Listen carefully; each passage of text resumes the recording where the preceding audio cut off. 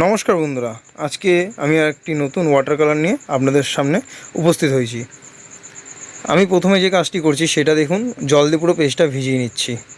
ঠিক আছে, আপনারাও কিন্তু এভাবে আগে জল দিয়ে পেজটা ভিজিয়ে নেবেন।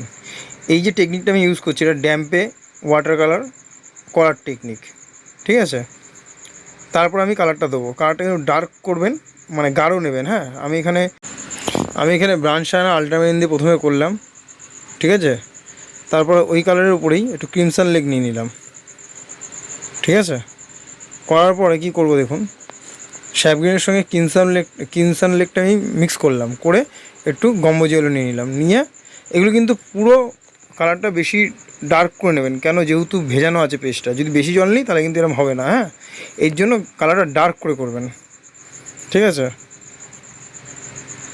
আর যে ব্রাশটা আমি ইউজ করছি সেই ব্রাশটার নাম্বার হলো 12 নম্বর ব্রাশ, 12 নম্বর ব্রাশ। হ্যাঁ, যেটা আমি এখানে ব্যবহার করছি। যেভাবে আমি কালারটা দিচ্ছি, পুরো কিন্তু ভেজা অবস্থায় কিন্তু কালারটাকে গাঢ় করে এরকম দেবেন।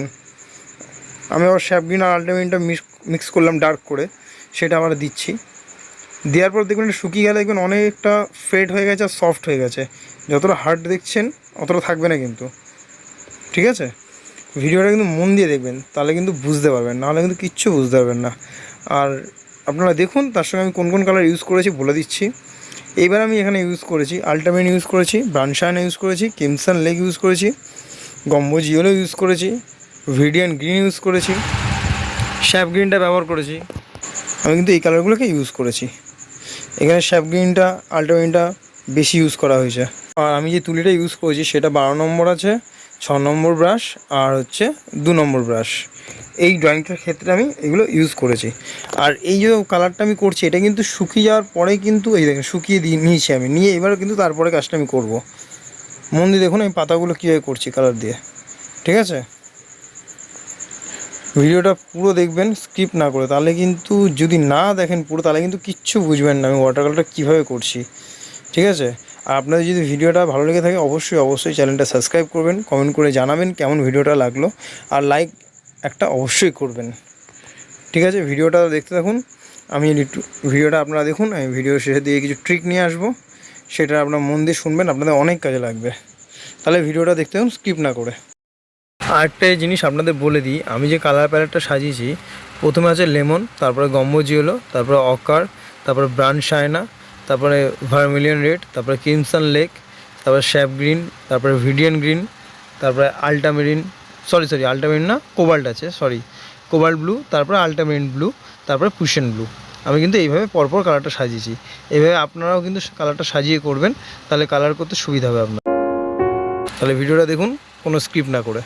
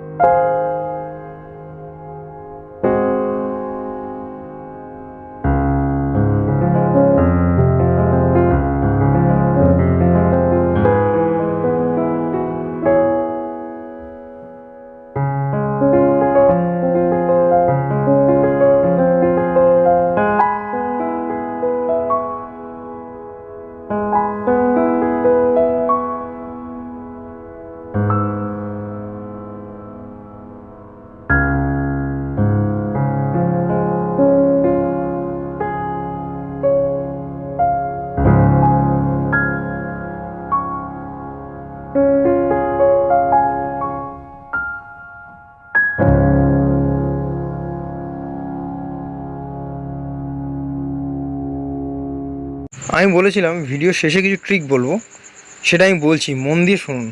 আমি এখানে যে খাতাটা ব্যবহার করেছি সেটা হচ্ছে কাটিস পেপারের খাতা, ঠিক আছে। আর এই ড্যাম টেকনিকটা বেশি ভালো হয় যদি আপনি হ্যান্ডমেডে করতে পারেন।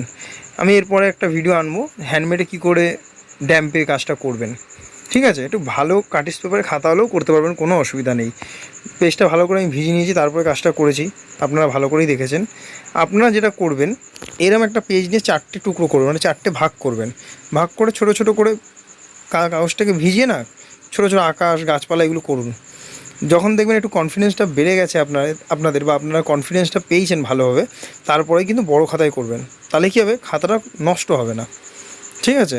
এই টেকনিকটা আপনারা ইউজ করতে পারেন, খুব উপকার পাবেন কিন্তু আমরা এটা করে। আর কয়েক মাস পর আমি আউটডোর কী করে করতে হয় সেটাও দেখাবো। এই ড্যাম্পেও আউটডোর করা যায়, নর্মালও আউটডোর করা যায়। সেগুলো পরবর্তী সময় আমি আনবো ভিডিও, আপনারা দেখবেন কী করে আউটডোর করবেন, কেমন স্পট চয়েস করবেন, কী করে স্পটে জায়গাটা নেবেন, সব আমি দেখাবো। ভবিষ্যতে এই ভিডিওগুলো আমার আসবে, ঠিক আছে।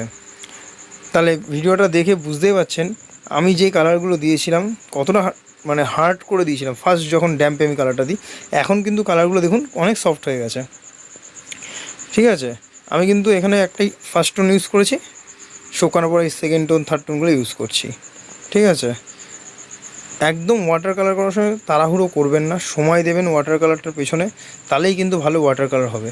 যদি বেশি তাড়াহুড়ো করেন তাহলে কিন্তু ওয়াটার কালারটা নষ্ট হয়ে যাবে, আর আপনার সময়টাও নষ্ট হবে। এর জন্য তাড়াহুড়ো একদম করবেন না, ঠিক আছে। এটাই আমার ট্রিক ছিল। ভিডিওটা পুরো দেখার জন্য অসংখ্য অসংখ্য ধন্যবাদ। চ্যানেলটা অবশ্যই সাবস্ক্রাইব করবেন আর কমেন্ট করে অবশ্যই জানাবেন কেমন লাগলো।